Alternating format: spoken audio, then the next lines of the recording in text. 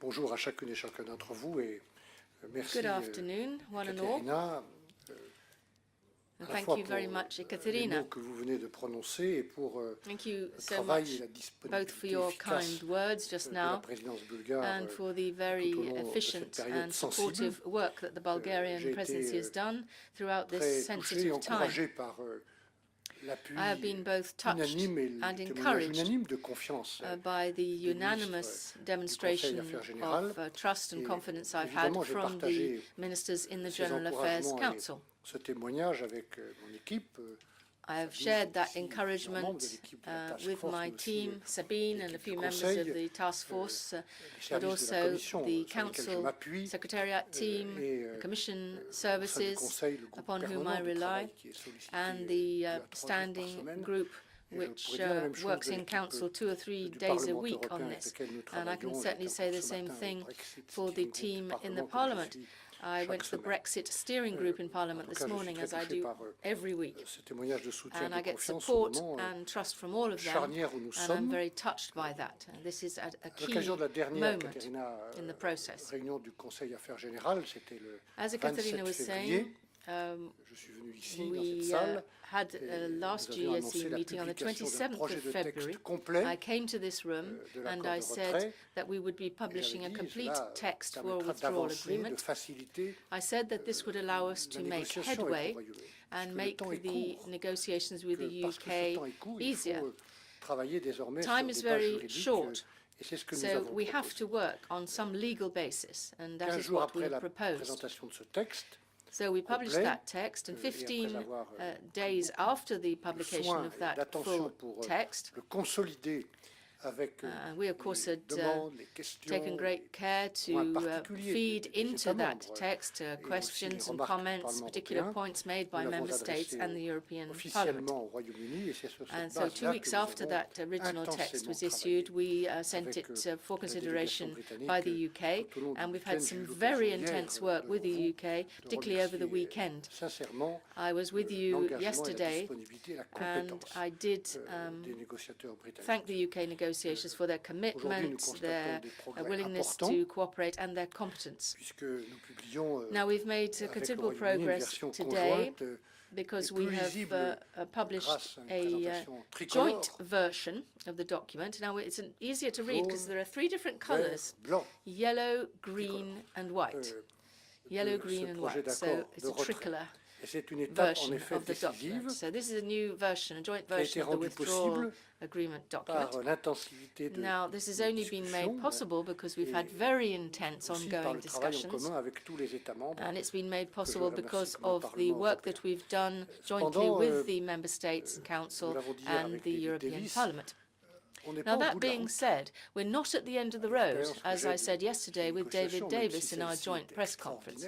I have some experience of these negotiations, although this is quite extraordinary and unique form of negotiation. But my experience is that the end of the road, the part that comes at the end, is often the most difficult.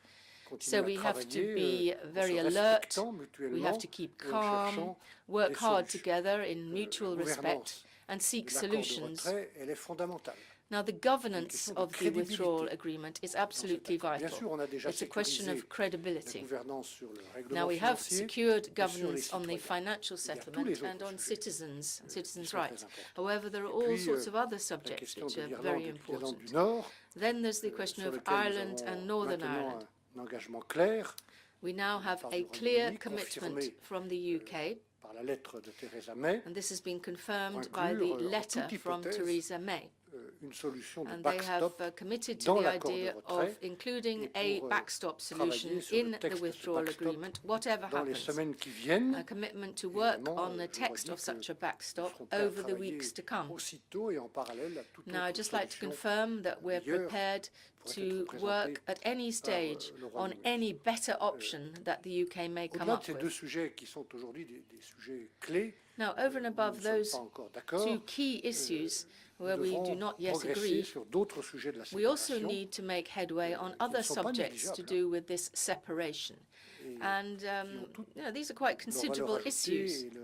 if you put them together, they all have their added value and their value in the withdrawal agreement. Data protection, geographical indications, or the automatic recognition of court rulings. So these are the kind of issues we still need to thrash out. So we're going to press on over the next few weeks, and we'll be working on these issues with the Member States and with the European Parliament, on whose behalf I am negotiating.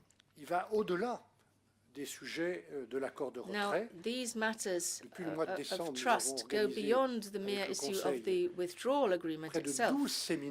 We've organized about a dozen seminars for internal work between Member States and ourselves in the Commission team since January.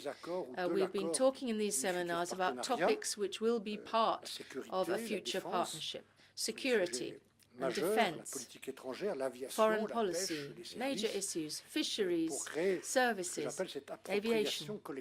We wanted to organize these seminars to have this collective ownership of these topics among the 27, which we felt was a key to our unity.